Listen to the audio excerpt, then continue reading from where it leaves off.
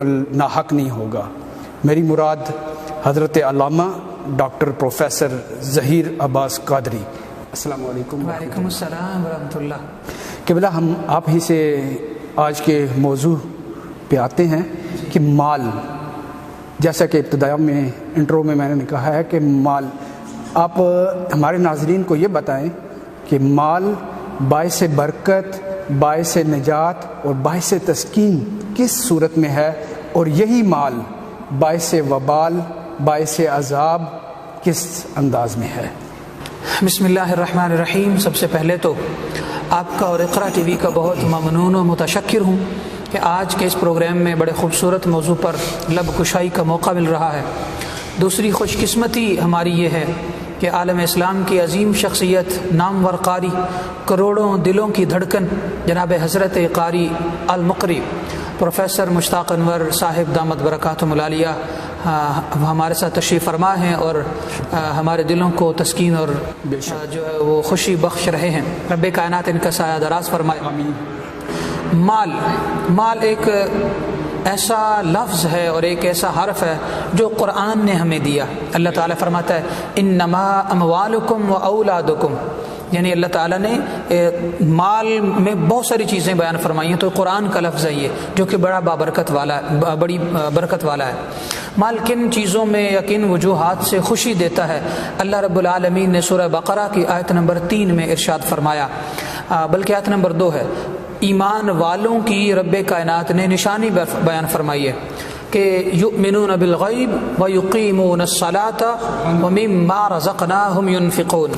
کہ ایمان والے جو ہیں ان کو تسکین دیتا ہے مال، کیونکہ وہ اس چیز پر ایمان رکھتے ہیں کہ جو انہیں مال اللہ نے دیا ہے، وہ دولت کی صورت میں مال ہو، وہ علم کی صورت میں ہو، اعمال صالحہ کی صورت میں ہو، جائیداد کی صورت میں ہو، اولاد کی صورت میں ہو، یا پھر اچھے دوستوں کی صورت میں ہو، اچھے کاروبار کی صورت میں ہو، یا اچھے عہدے کی صورت میں ہو، یا پھر اچھی ذمہ داری کی صورت میں ہو۔ تو مال یوں کہہ لیں کہ گولڈ کی صورت میں ہو، یا پھر خزانوں کی صورت میں ہو، وہ جائیداد اور زمین اور وراثت کی صورت میں ہو، وہ گاڑی کی صورت میں ہو، تو کسی بھی صورت میں جو مال ہے، مومنین ومما رزقناہم ینفقون، اس میں سے خرچ کرتے رہتے ہیں۔ تو جو خرچ کرنے والے لوگ ہیں، جو صرف اپنے خزانے نہیں بھرتے، جو اپنے مال میں غریبوں کا حق رکھتے ہیں، بہن بھائیوں کا حق رکھتے ہیں، ماں باپ کا حق رکھتے ہیں، دوست و احباب کا حق رکھتے ہیں، اور پھر جب وہ مال زیادہ ہو اور ان پر زکوٰۃ ادا کرنا یا صدقہ کرنا واجب ہو جائے، تو اس صدقہ و زکوٰۃ کو بھی اپنے مال میں سے خرچ کرتے رہتے ہیں، اور جب ان پر حج واجب ہو جائے، مال زیادہ ہو جانے کی وجہ سے حج ادا کرتے ہیں۔ تو یہ ساری کی ساری وہ صورتیں ہیں جو مال کو خرچ کرنے کے بعد باعث عزت بناتی ہیں۔ اس وجہ سے انسان کی عزت میں اضافہ ہوتا ہے، مال میں برکت ہوتی ہے، مال کی حفاظت ہوتی ہے، جان کی حفاظت ہوتی ہے، نہ صرف دنیا میں بلکہ آخرت میں بھی۔ یہ مال یوں کہہ لیں دونوں جہانوں میں عزتوں کا، ترقیوں کا، شہرتوں کا، بلندیوں کا، اور انسان کے لیے سکھ اور سکون کا باعث بنتا ہے۔ ہمیں چاہیے کہ جب اللہ ہمیں مال دے دے،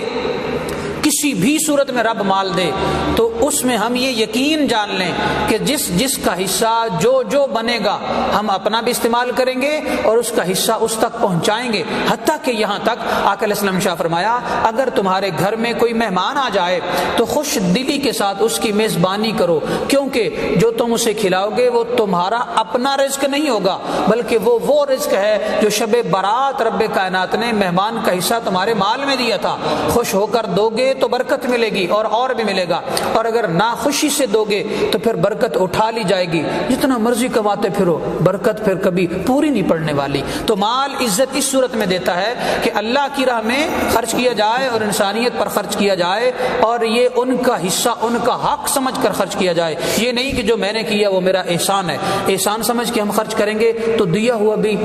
چلا جائے گا۔